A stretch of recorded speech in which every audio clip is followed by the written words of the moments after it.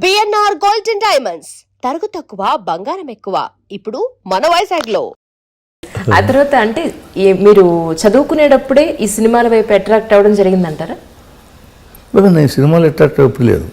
నేను best photographer.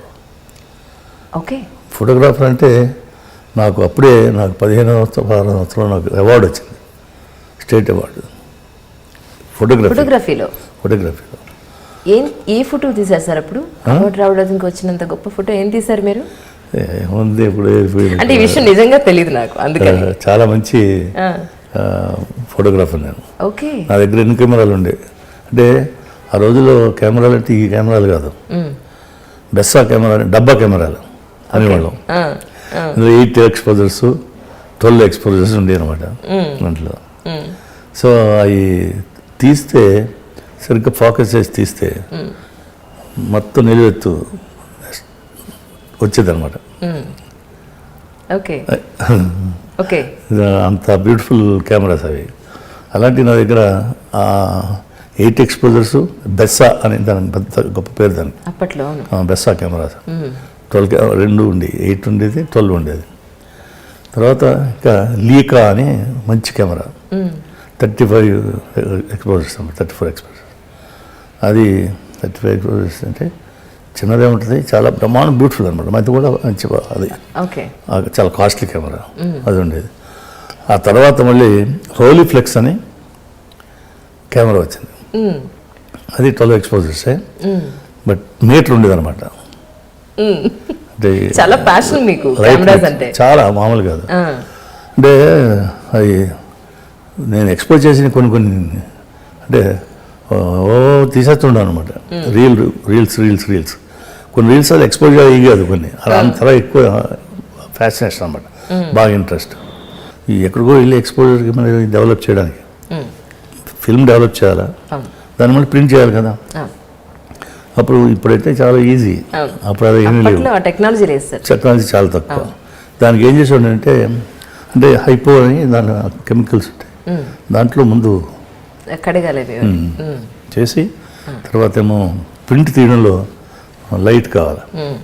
ఆ ప్రింట్కి light, battery light కూడా ఉపయోగించేవాడు. ఇలాంటి ఎక్స్పెరిమెంట్లు అన్ని చేసేవాడు అనమాట. చేసి ఆ ప్రింట్ తీసి చేయడం అలా అనమాట. అంటే అంత బ్యూటిఫుల్. ఆ రోలీఫ్లెక్స్ చాలా బ్యూటిఫుల్ కెమెరా. తర్వాత లాస్ట్లో మీటర్తో ఉండేది అనమాట, చాలా బ్యూటిఫుల్. అలాంటి మంచి కెమెరాలను వాడాను. చాలా బ్యూటిఫుల్గా నాకు చాలా ఎక్కువ ఇంట్రెస్ట్ అనమాట, కెమెరా ఇంట్రెస్ట్. ఆ ఫ్రేమ్ పెట్టడం కానీ. మరి అటువైపు వెళ్ళాల్సిన వాళ్ళు ఇటువైపు యాక్టర్లు అయిపోయారు మీరు. అంటే అటువైపు వెళ్ళడం అంటే నాకు అప్పుడే దాని తర్వాత నేను హైదరాబాద్లో ఇక్కడికి వచ్చి 16mm పిక్చర్స్ తీయడం, ఫోటోగ్రఫీ ఒక స్టూడియో ఎస్టాబ్లిష్ చేశాను. చేసి తీస్తుండవు అనమాట. ఒక చౌహాన్ అని ఒక ఆయన ఉండేవాడు, ఆయన మహారాష్ట్రన్, ఆయన వచ్చేసాడు హైదరాబాద్ వచ్చి ఇక్కడ అనమాట. ఆయన కెమెరామెన్, ఆయనతో కలిపి పెట్టామన్నమాట. ఆ బిజినెస్ అదే నేను చేసేది. ఇండస్ట్రీకి వచ్చే ముందు, సినిమా ఇండస్ట్రీకి వచ్చే ముందు ఆ పిక్చర్స్ తీయడం నేనే. అసలు ఆయన నన్ను కూర్చోబెట్టి తీసేస్తుండేవాడు, ఆ 35 ఎక్స్పోజర్స్ తీసేస్తుండేవాడు. తీసిన తర్వాత నేనే ఒకసారి మా అంకుల్ చూశారు. మా అంకుల్ అంటే మూర్తిరాజు గారు, CHVP మూర్తిరాజు గారు అని, వరప్రసాద్ మూర్తిరాజు గారు అని మాకు అంకుల్ అవుతారు ఆయన. ఆయనే నన్ను హైదరాబాద్ తీసుకురాడు. నువ్వు ఇక్కడ కాదు, నువ్వు చాలా తెలివైనడు, నువ్వు ఇక్కడ ఉన్నా కాదు, హైదరాబాద్ రా అని చెప్పి హైదరాబాద్ తీసుకొచ్చి ఇదంతా ఎస్టాబ్లిష్ చేశారన్నమాట. సో ఈ ఫోటోలని ఒకసారి ఈ ఫోటోగ్రాఫ్స్ తీసినవన్నీ ఆయన చవాన్ ఆయన చూపించారు మా అంకుల్కి. హాయ్ భలే ఉన్నాడే, సినిమా హీరోలో ఉన్నావే అన్నాడు ఆయన.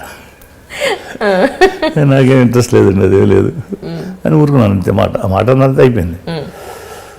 ఆ తర్వాత అనుకోకుండా ఈ ఫోటోగ్రాఫ్స్ ఇవి తీస్తూ 16mm పిక్చర్స్, షార్ట్ ఫిల్మ్స్ ఇలా తీస్తుంటే ఒక ఆయన ఎవరు వచ్చి అప్పుడు సినిమా ఇండస్ట్రీలో మీకు ఇంట్రెస్ట్ ఉందన్నట్టుగా అడిగితే, ఆ ఇంట్రెస్ట్ ఏం కాదని సినిమాలు తీద్దామని ఇంట్రెస్ట్ ఉండేది. సినిమా తీద్దామని, నాటకాలకు కూడా నేను డబ్బులు ఇస్తే నాటకాలు చేస్తున్నాడు. నేను చేసేవాడిని కాదు, కానీ వాళ్ళకి సపోర్ట్ చేస్తున్నవాడిని. సో అలాగా సినిమా చేద్దామని వచ్చామన్నమాట. చెన్నై వెళ్ళాం, మెడ్రాస్, అప్పుడు మెడ్రాస్ వెళ్తే అది కుదరలేదు, డబ్బులు ఖర్చు అయ్యి కానీ అతనేమో బ్యాక్వర్డ్ అయిపోయి. ఈ ప్రాసెస్లో మీ నాన్నగారు ఏమనలేదండి? అదే చెప్తాను, అదే నేనేం చెప్తే వినేవాడు తప్ప, ఏదైనా సలహా చెప్పేవాడు తప్ప ఎప్పుడు కాదనలేదు. సో ఇది అయిపోయిన తర్వాత ఏమైపోయిందంటే ఇక్కడ హైదరాబాద్లో ఇంకేముంది, కృష్ణరాజు గారు హీరో అయిపోయాడు, బ్యూటిఫుల్ అది ఓ అని పెద్ద పెట్టేశారు పబ్లిసిటీ. నేను దిగేటప్పటికి నాకు అర్థం కాలే, మరి అది ఏమీ లేదు ఇక్కడ చేశారని చెప్పి అప్పుడు పట్టుదల వచ్చింది అనమాట. ఓకే, అవ్వాలి అవ్వాలండి నన్ను అన్నారు వీళ్ళు అని. సరే అని చెప్పి నేను అప్పుడు 1963-64లో మళ్ళీ చెన్నై తిరిగి వెళ్ళాను. ఒకసారి వెళ్ళి చూసి అంతా నేను సెట్ చేసి వచ్చాను. అప్పుడు 65లో మళ్ళీ వెళ్ళినప్పుడు ప్రత్యేకాత్మ గారు చూశాను. చూసి అప్పుడు ఈ తేనె మనసులకి ఆది సుబ్బారావు గారు ఇంటర్వ్యూ పెట్టారు ఆర్టిస్ట్, స్క్రీన్ టెస్ట్ లాగా. సో ఆ స్క్రీన్ టెస్ట్కి నన్ను రమ్మంటే నేను వెళ్ళాను. కానీ ప్రత్యేకాత్మ గారు అని ఎంకే రాజు గారు కెమెరామెన్ ఉండేవారు. ఓకే, ఆ ఇద్దరు కలిసి బలవంతంగా నన్ను పంపించారు. అప్పుడు విశ్వనాథ్ గారేమో అసిస్టెంట్ డైరెక్టర్ ఆయనకి, ఆది సుబ్బారావు గారికి కో డైరెక్టర్, అదేనండి ఆయన అసిస్టెంట్ అనమాట. ఆయనే కండక్ట్ చేశాడు. నాకు ఏదో డైలాగ్ ఇచ్చాడు చెప్పమన్నాడు. ఇలాగ డైలాగ్ చెప్తూ ఇలా నాకు ఆ డైలాగ్ కళ నిలుస్తుంది. చాలా అసలు బ్రహ్మాండంగా మెచ్చుకున్నాడు సుబ్బారావు గారు. అదేనండి విశ్వనాథ్ గారు అప్పుడే మెచ్చుకున్నాడు, సుబ్బారావు గారు మెచ్చుకున్నాడు.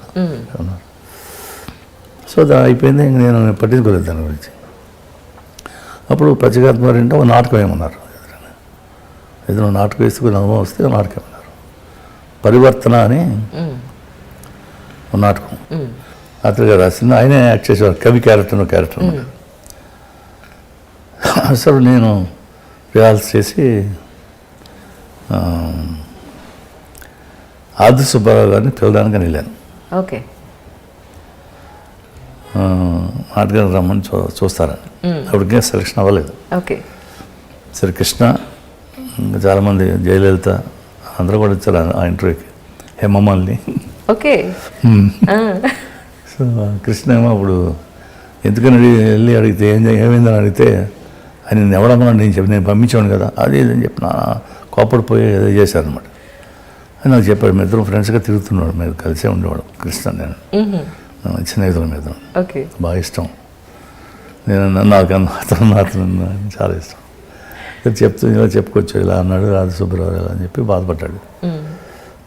సరే అప్పుడు నేను ఈయన ఇన్విటేషన్ పట్టుకుని ఆయన దగ్గరికి వెళ్దామని అనుకుని చూద్దామని వెళ్దాం అనుకున్నాను.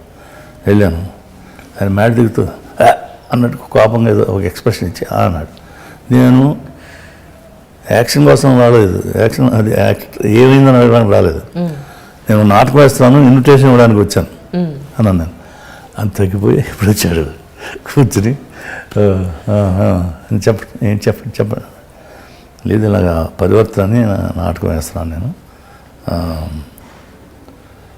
ఫలానా రోజుని మీరు వస్తే బాగుంటుంది చూస్తే అని అన్నాను అనమాట. అప్పుడు నాకు బాంబేలో పని ఉందయ్యా, నేను రావడానికి వీలు ఉండదు, తర్వాత ఎప్పుడు వచ్చినప్పుడు చేస్తాను నేను, బతికిపోయారా అనుకుని వచ్చేసాను అనమాట. కృష్ణ గారికి మీకు ఉన్న అనుబంధంలో మర్చిపోలేని మీ స్నేహబంధానికి ఒక చిన్న ఏదైనా ఒక ఉదాహరణగా చెప్పగలుగుతారా? మర్చిపోలేని రోజు ఏ విధంగా? ఏమో నేనంటే నేనే అప్పుడు ఉండేవాడు కలిసే అవుట్డోర్ షూటింగ్ అది ఊటీలో అక్కడ జరిగేది అనమాట. ఓకే, సాయంత్రం సరదాగా ఉన్నాడు ఎప్పుడని.